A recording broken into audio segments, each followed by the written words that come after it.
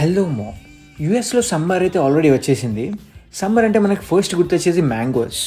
So ఈ hot సమ్మర్కి కొంచెం కూల్ డౌన్ అవుదామని ఐస్ కేవ్కి అయితే వెళ్ళినాం. అండ్ ఇందులోని మోస్ట్ ఫేమస్ అయిన మ్యాంగో ప్యారడైస్ అయితే ఆర్డర్ చేసినాం. అది చూడడానికి అయితే నిజంగా చాలా బాగుంది.